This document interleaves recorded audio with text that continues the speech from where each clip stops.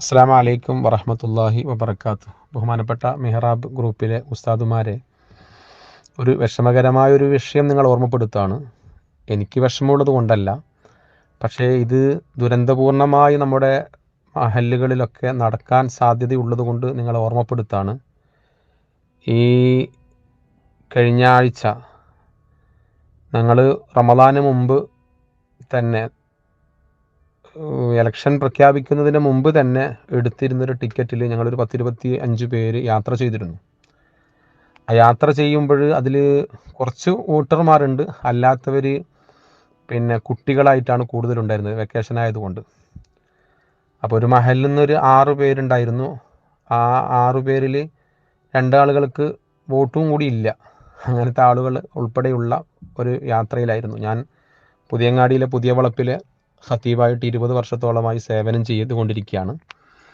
അവിടെ വെച്ച് ഇന്ന് ഞാൻ മെഹ്റാബിലേക്ക് മിമ്പർമലേക്ക് കയറാൻ വേണ്ടി മുക്കരി മാഷർ വിളിച്ച് കയറുന്നതിൻ്റെ ഇടയിൽ അവിടെയുള്ള ഒരു ലീഗിൻ്റെ വലിയ ഒരു ആൾ അവിടെ വെച്ചുകൊണ്ട്, ഖത്തീബെ നിങ്ങൾ സ്റ്റേജുമ്മ കയറാൻ മിമ്പർമ കയറാൻ പറ്റൂല, നിങ്ങൾ വോട്ട് ചെയ്യണം എന്ന് പറഞ്ഞിട്ട് ഉംറക്ക് പോയ ആളാണ് എന്ന് പറഞ്ഞിട്ട് വിടൂല എന്ന് പറഞ്ഞിട്ട് എന്താക്കി, അവിടെ വെച്ചുകൊണ്ട് ശബ്ദമുണ്ടാക്കി. അങ്ങനെ ഞാൻ കുറച്ച് സമയം അവിടെ നിന്നപ്പോൾ ഞാൻ ഈ മറ്റുള്ള ആളുകളുടെ നിസ്കാരം ഭയപ്പെട്ടത് കൊണ്ട് ഞാൻ നേരെ മിമ്പർമൽ കയറി ഖുതുബ ഓതി നിസ്കാരം കഴിഞ്ഞു.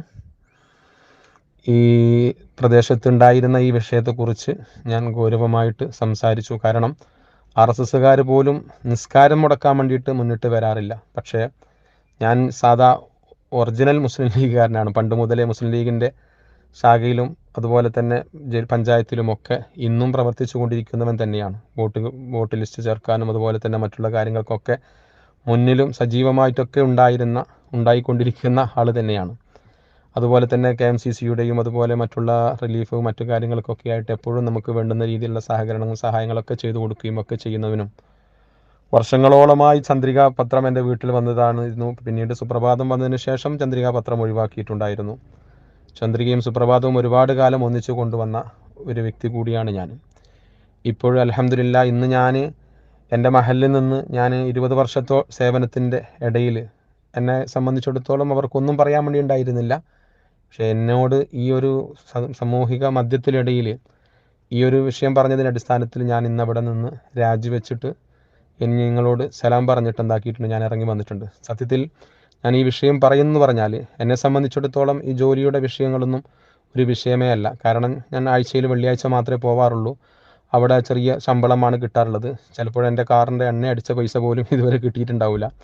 അതുപോലെ തന്നെ ഈ കാലയളവുകളിൽ അവരിൽ നിന്ന് ഒരു അനധികൃതമായിട്ടുള്ള ഒരു ഫണ്ടും ഞാൻ പിരിച്ചിട്ടോ അല്ലെങ്കിൽ സഹായ അഭ്യർത്ഥനകളോ മറ്റോ ഒന്നും നടത്തിയിട്ടോ ഒന്നുമില്ല. അതുകൊണ്ട് എന്നെ സംബന്ധിച്ചിടത്തോളം ഞാൻ ഏത് സമയത്തും ഇറങ്ങി വരാൻ വേണ്ടി റെഡിയായി നിൽക്കുന്നവൻ തന്നെയാണ്. പക്ഷേ ഇതുപോലെ പാവപ്പെട്ട ഒരുപാട് ഉസ്താദുമാർക്ക് നേരെ ഇങ്ങനെയുള്ള മുസ്ലിം ലീഗ് എന്ന് പറയുന്ന ആളുകൾ തന്നെ ചില ഗൂഢാലോചനകൾ നടത്തിക്കൊണ്ടിരിക്കുന്നുണ്ട് എന്നുള്ളതാണ് മനസ്സിലാക്കാൻ വേണ്ടി സാധിച്ചത്.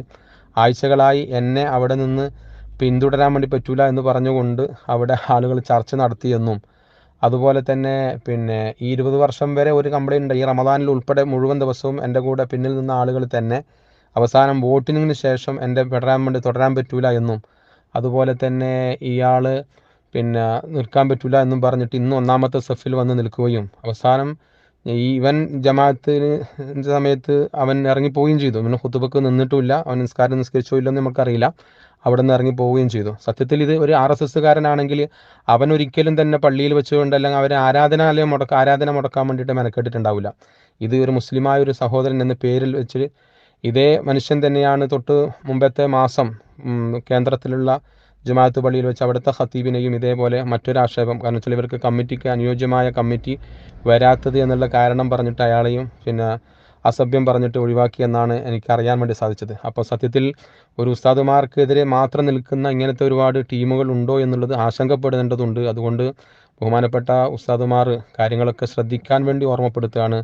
ഞങ്ങളുടെ കാര്യത്തിൽ നിന്നും ആശങ്കയൊന്നുമില്ല, പക്ഷേ എന്നാലും ഒരുപാട് ഉസ്താദുമാർക്ക് ജോലിയില്ലാതാകുന്ന അവസ്ഥയൊക്കെ ഉണ്ടെങ്കിൽ അവരവരുടെ മഹല്ലുകളിൽ പ്രത്യേക ശ്രദ്ധയുണ്ടാവണമെന്നും, ബഹുമാനപ്പെട്ട സമസ്ത കേരള ജമയ്യത്തുൽ ഉലമ ഈ വിഷയത്തിൽ ഗൗരവപൂർണമായൊരു പിന്തുണകൾ ഉസ്താദുമാർക്ക് ഉണ്ടാവണമെന്നുകൂടി ഓർമ്മപ്പെടുത്തുകയാണ്.